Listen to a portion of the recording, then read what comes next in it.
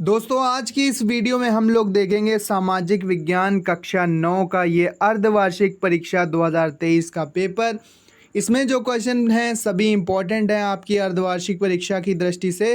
साथ ही साथ वार्षिक एनुअल एग्जामिनेशन यानी कि ये पेपर हाफ ईयरली और ईयरली दोनों एग्ज़ाम के लिए इम्पॉर्टेंट है। एनुअल एग्ज़ाम में भी इसके क्वेश्चन इम्पॉर्टेंट हो सकते हैं दोस्तों, आ सकते हैं। बहुत ही अच्छे सारे क्वेश्चन हैं।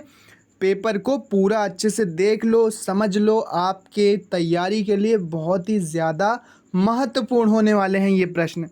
तो पूर्णांक 70 नंबर का पेपर होता है। 3 घंटे 15 मिनट आपको मिलेंगे। कोड इस पेपर का दोस्तों ए है। तो सबसे पहले यहाँ पर निर्देश पढ़ लेते हैं। प्रारंभ में 15 मिनट परीक्षार्थियों को प्रश्न पत्र पढ़ने के लिए दिए गए हैं। यह प्रश्न पत्र 2 खंडों आ और बा यानी ए और बी सेक्शन मान लेते हैं।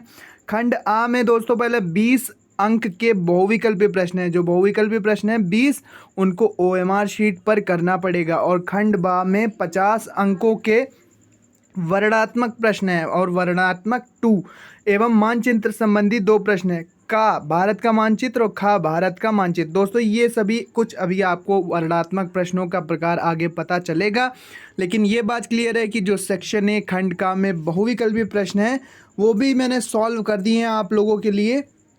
यूपी बोर्ड के जितने भी दोस्तों स्टूडेंट हैं उनके लिए बहुत ही इंपॉर्टेंट होगा ये पेपर। साथ ही साथ एमपी बोर्ड, उत्तराखंड बोर्ड और भी स्टेट बोर्ड्स में कक्षा 9 क्लास 9th एसएसटी के लिए बहुत ही ज़्यादा महत्वपूर्ण है।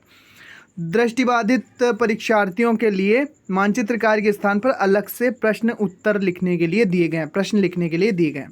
तो खंड आ जिसके उत्तर आपको बहुविकल्पीय प्रश्न हैं सारे, जिसके उत्तर आपको ओएमआर पर देने हैं। गोला काला करना है। जो भी ऑप्शन, जो भी विकल्प सही हो वो वाला गोला आपको ब्लैक या blue point ball point pen से काला करना होता है। तो सबसे पहला प्रश्न यहाँ पर देख लेते हैं। Class 9th SST social studies सामाजिक विज्ञान का कि फ्रांस में आतंक के शासन का संस्थापक कौन था। सही विकल्प है बी या बा रॉबस्पियर है, यानी कि सेकंड वाला गोला आपको ब्लैक कर देना है, पूरा फिल कर देना होगा ओएमआर शीट पर।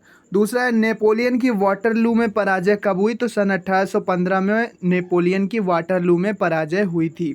इसके बाद अगला प्रश्न देखते हैं दोस्तों। अगला प्रश्न है समाजवाद का जनक कौन था। तो ऑप्शन बी या बा कार्ल मार्क्स जो है ये समाजवाद का जनक था। तो ये वाला विकल्प सही है, ये वाला ऑप्शन सही है। इसके बाद बात की जाए दोस्तों रॉबर्ट ओवन कौन था। तो ये थे एक अंग्रेज़ निर्माता। रॉबर्ट ओवन एक अंग्रेज़ निर्माता था जो कि टेक्सटाइल वगैरह कपड़ा बनाने के उद्योग से संबंधित था। जहाँ तक इसका आंसर मुझे ये गूगल पर देखने को मिला है, और इसका कोई बहुत ही अच्छा आंसर मुझे देखने को नहीं मिला। मैंने गूगल करके इसका आंसर देखा था। तो इसमें एक ये जो सा वाला ऑप्शन है, सी वाला ऑप्शन है, ये करेक्ट होना चाहिए। अगर आपको इसका कोई दूसरा आंसर पता है तो वो भी आप कमेंट में बता सकते हो। अगला है दोस्तों कि the spirit of the laws किसकी रचना है। ये पुस्तक का नाम है, किताब का नाम है, इसके लेखक कौन है ये पूछा जा रहा है। तो इसके लेखक है Montesquieu. Montesquieu option D Montesquieu ने ये बुक लिखी है, हाईलाइट कर रखा है मैंने पहले से। चलिए अब अगला प्रश्न देखते हैं। अगला प्रश्न है लोकतंत्र जनता का, जनता के लिए जनता द्वारा शासन है, ये किसने कहा था। लोकतंत्र जनता का, जनता के लिए जनता के द्वारा शासन है, ये बात किसने कही थी। तो ये बात कही थी अब्राहम लिंकन ने। सा यानी सी ऑप्शन सही होगा। इसके बाद भारतीय संविधान की प्रस्तावना में कौन सा शब्द शामिल नहीं किया गया है।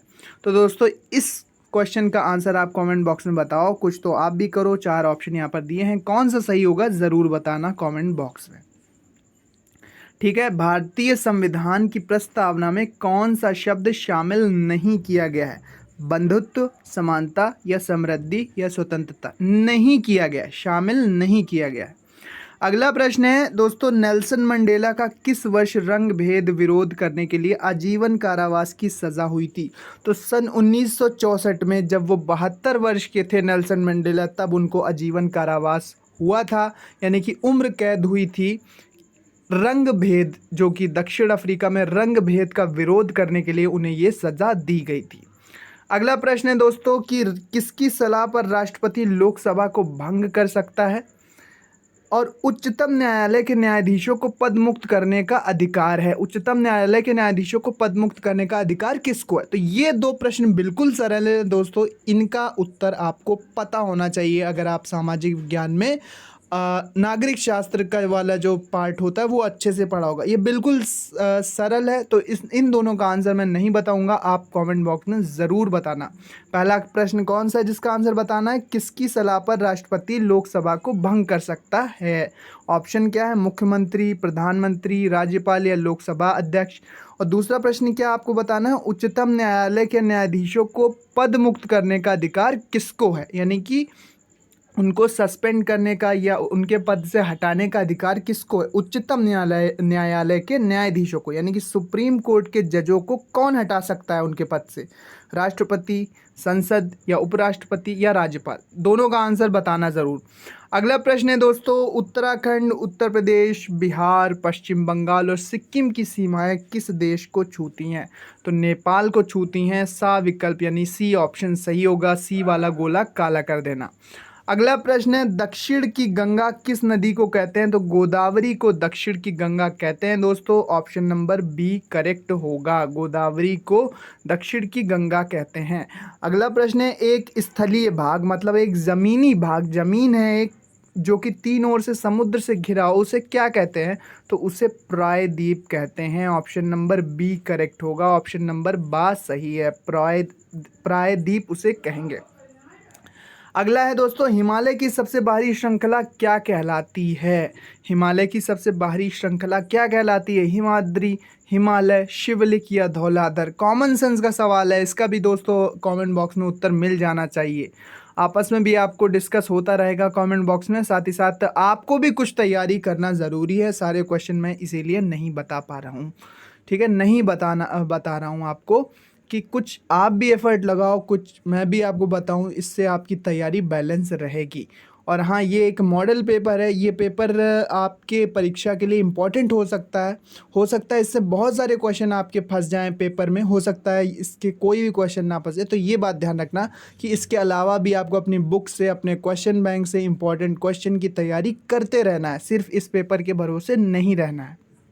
अगला है, कमला द्वारा अपने घर का खाना बनाना, बर्तन धोना, कपड़े धोना कौन सी क्रिया है? आर्थिक, यहाँ पे पैसे का लेन देन तो हो नहीं रहा, अनार्थिक। ऑप्शन बी सही होना चाहिए, लेकिन इसका बिल्कुल करेक्ट आंसर मुझे नहीं मिला। तो नेक्स्ट देखते हैं, इसका ऑप्शन नंबर बी होना चाहिए। और एक प्रश्न छूट रहा है यहाँ पर कि भारत की जलवायु कैसी है? तो भारत की जलवायु उष्णकटिबंधीय मानसूनी जलवायु है। ऑप्शन नंबर ए करेक्ट है, आ वाला विकल्प सही है, मानसूनी जलवायु है भारत की। अगला प्रश्न है, भारत मानव पूंजी निर्माण देश की उत्पादकता शक्ति को क्या करेगा? देखते हैं ऑप्शन। तो ऑप्शन यहाँ पर है, कम करता है, बढ़ाता है, स्थिर रखता है या कोई नहीं। तो ये दोस्तों कम करता है जहाँ तक है, लेकिन मैं श्योर नहीं हूँ। सही आंसर आपको अगर पता हो तो ज़रूर बताना। साथ ही साथ इसको मैंने गूगल करके भी देखा, इसका सही अच्छा सा आंसर मुझे नहीं मिला, तभी मैंने इसको यहाँ पर हाईलाइट नहीं किया है। अगला है, परिवहन एवं संचार किस क्षेत्र के अंतर्गत आते हैं? तो परिवहन और संचार तृतीय क्षेत्र के अंतर्गत आते हैं। ऑप्शन सी यानी कि सा विकल्प सही है। पॉवर्टी एंड फैमिन्स के लेखक कौन है? ये एक पुस्तक है, ये एक बुक है। पॉवर्टी एंड फैमिन्स क्या है? पॉवर्टी एंड फैमिन्स एक बुक है, इसके लेखक कौन है? तो प्रोफेसर अमर्त्य सेन इसके लेखक हैं। सा वाला ऑप्शन सही है, सी ऑप्शन करेक्ट होगा, ठीक है। सी वाला गोला काला कर देना। सन 2021 के अनुसार या सन 2011, यहाँ पर कुछ मिस प्रिंट है, के अनुसार भारत में जीवन प्रत्याशा कितनी है? तो ये जीवन प्रत्याशा 65% है। ऑप्शन नंबर बी बा करेक्ट होगा। नेक्स्ट अब वर्णनात्मक प्रश्न टाइप 1, यानी कि अब ये प्रश्न आपको OMR पर नहीं करने, ये प्रश्न आपको अपनी बुक पर, नोटबुक पर लिखने हैं। तो पहला प्रश्न है दोस्तों, यहाँ पर 80 शब्दों में आपको उत्तर लिखना है इनका। 80 शब्दों में उत्तर कैसे लिखेंगे? पहला प्रश्न है, 18वीं शताब्दी में फ्रांस की सामाजिक दशा का वर्णन कीजिए। अगर ये नहीं आता है तो यहाँ पर अथवा हाईलाइट किया हुआ है मैंने कि ये प्रश्न करो या तो ये वाला करो, ठीक है, या फिर पूंजीवादी और समाजवादी विचारधारा में अंतर बताओ। लाइन खींचो, कॉपी में इधर उधर समाजवादी और पूंजीवादी विचारधारा में अंतर लिख दो, 4 नंबर आपके पक्के। अगला प्रश्न है दोस्तों, लोकतंत्र के प्रकारों को संक्षेप में समझाइए। लोकतंत्र के प्रकारों को संक्षेप में समझाइए। अगर नहीं आता है क्वेश्चन तो संविधान के कार्य बताइए कि हमारे संविधान के कार्य कौन कौन से हैं और संविधान की आवश्यकता क्यों है। संविधान क्यों आवश्यक है, संविधान क्यों आवश्यक होता है, ये इसका उत्तर आप लिख दोगे, 4 नंबर आपके पक्के हो जाएंगे। अगला प्रश्न है, भारत के संदर्भ में स्थलीय एवं समुद्री भागों के महत्व को संक्षेप में समझाइए। भारत के संदर्भ में क्या है, भारत के संदर्भ में स्थलीय एवं समुद्री भागों के महत्व को संक्षेप में समझाइए। अगर नहीं आता तो फिर से आपको एक विकल्प मिलता है, या तो फिर ये वाला प्रश्न कर दो या फिर जो अथवा करके दिया है उसको कर दो। बांगर और खादर में अंतर स्पष्ट करो। तो अंतर वाले क्वेश्चन बहुत पूछे जा रहे हैं, अंतर वाले प्रश्न ज़रूर तैयार किया करो। 10th में भी इसी प्रकार से होगा, तो बोर्ड परीक्षा की तैयारी के हिसाब से आप कैसे तैयारी करते हैं बोर्ड परीक्षा की, वैसे अपना तैयारी आपको 9th में भी करना चाहिए। बांगर और खादर में अंतर स्पष्ट करना है। अगला प्रश्न है दोस्तों, मानव संसाधन भूमि और भौतिक पूंजी जैसे अन्य संसाधनों से कैसे भिन्न है। मानव संसाधन भूमि और भौतिक पूंजी जैसे अन्य संसाधनों से कैसे भिन्न है, 4 नंबर का प्रश्न है। अगर नहीं आता है तो अथवा में आप ये वाला कर सकते हो। सार्वजनिक वितरण प्रणाली से आप क्या समझते हैं, इसके उद्देश्य बताइए। क्या प्रश्न है, सार्वजनिक वितरण प्रणाली, यहाँ पर आप देख सकते हैं, सार्वजनिक वितरण प्रणाली से आप क्या समझते हैं, इसके उद्देश्य बताइए। ये वाला कर दो, या तो ये कर दो, एक सेकेंड, या फिर क्या करो कि या तो ये वाला करो या फिर ये वाला करो, कोई एक करना है। अथवा का मतलब ही यही होता है। अगला प्रश्न, अगले प्रकार के प्रश्न है खंड बा के वर्णात्मक प्रश्न टाइप 2। उत्तर लगभग 1500 शब्द यहाँ पर नहीं होगा, यहाँ पर 150 शब्द लिखा होगा, गलती से 1500 ये हो गया है। तो 150 शब्दों में आपको उत्तर देना है। सबसे पहले प्रश्न कौन सा है, फ्रांस की क्रांति की शुरुआत किन परिस्थितियों में हुई। फ्रांस की क्रांति की शुरुआत किन परिस्थितियों में हुई, ये आपको बताना है। फ्रांस की क्रांति की शुरुआत किन परिस्थितियों में हुई। अगर आपको नहीं आता तो अथवा में आपको विकल्प दिया गया है, कोई एक कर सकते हो। नात्सी विचारधारा को लोकप्रिय बनाने के लिए हिटलर ने कौन से कदम उठाए।